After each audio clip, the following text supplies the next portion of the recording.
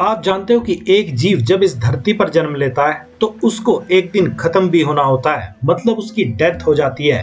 और फिर वह आगे की उन सूक्ष्म यात्राओं पर निकल जाता है जिनको उसने इस धरती पर जन्म लेने से पहले भी किया होता है। और यही बात हर इंसान को सोचने पर मजबूर कर देती है कि वह कहां से आया है और फिर वह कहां चला जाएगा,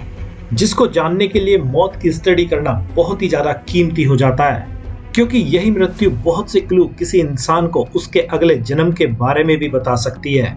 इसलिए अब अगर मृत्यु के बारे में ही जाना जाए तो इसमें सबसे पहले नंबर पर होती है इंसान की बॉडी, जो मृत्यु होने के साथ ही पूरी तरह से निष्क्रिय हो जाती है, क्योंकि शरीर के अंदर की मौजूद सारी वाइटल एनर्जी दोबारा से वातावरण में मिल जाती है। और जब शरीर को या तो जला दिया जाता है या जमीन में दबा दिया जाता है, तो जो भी शरीर में मौजूद पांचों एलिमेंट्स जैसे जल, अग्नि, वायु, आकाश, पृथ्वी के अंश होते हैं, वे भी दोबारा से इसी वातावरण में लौट जाते हैं। अब यह तो वह बॉडी के साथ होने वाली प्रक्रिया, लेकिन इससे भी कीमती चीज जो इंसान के अंदर होती है, जिसको हम सबटल बॉडी के नाम से जानते हैं, वही इंसान के आगे की यात्रा का निर्धारण करती है कि वह कहाँ जाएगा, किस ओर जाएगा और कब तक वह वहां पर रहेगा। और अब अगर इस सूक्ष्म शरीर या सबटल बॉडी की बात करें तो यह भी कुछ चीजों के जोड़ से ही बनती है, जिसमें सबसे पहले नंबर पर हमारी मेंटल बॉडी ही आती है। और उसमें चलने वाले वे सारे विचार या हमारी सोच, जो भी हम मोस्टली दिन रात सोचते रहते हैं। और अगर देखा जाए तो यह बॉडी बहुत ही कम रोल किसी के लिए मरने के बाद निभाती है, क्योंकि मरने से पहले इंसान का दिमाग लगभग पूरी तरह से सोच विचार करना छोड़ देता है। लेकिन जो दूसरे नंबर पर आने वाली कैजुअल बॉडी होती है, वह बनती तो हमारी इसी मेंटल बॉडी के सोच विचार से है,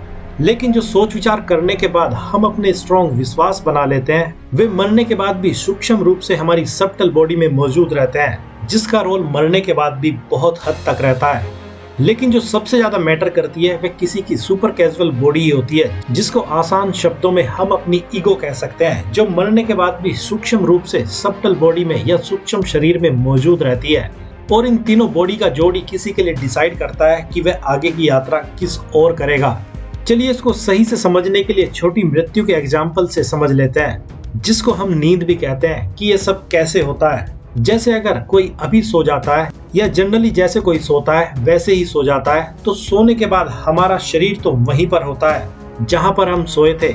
अगर किसी को नींद में चलने की बीमारी ना हो तो।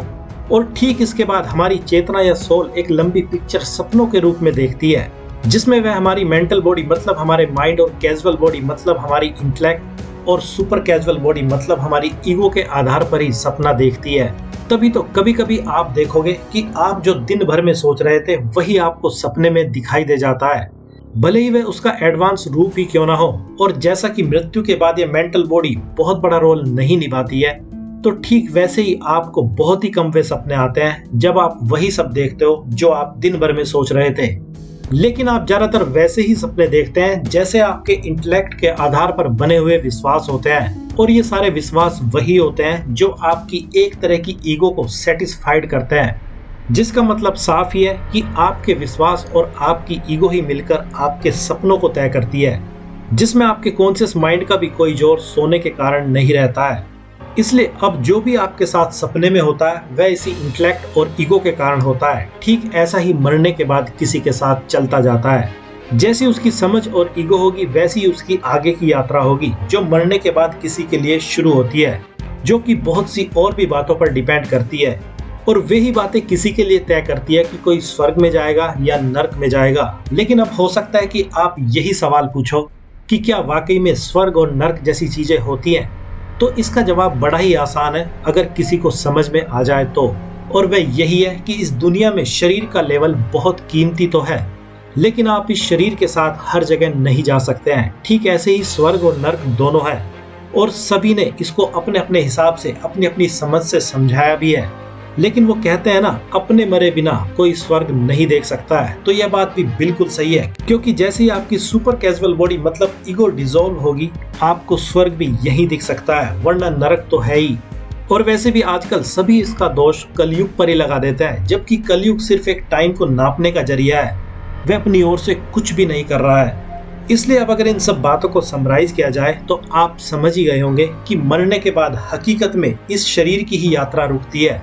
लेकिन एक बीज की तरह हमारी सब्टल बॉडी या सूक्ष्म बॉडी ब्रह्मांड के दूसरे आयामों में यात्राएं करने के लिए निकल जाती है। और जब तक किसी की इच्छाएं सुपर कैजुअल बॉडी या ईगो के रूप में मौजूद रहती है, ये ऐसे ही चलती जाती है, जिसके कारण ही किसी का दोबारा जन्म संभव हो पाता है।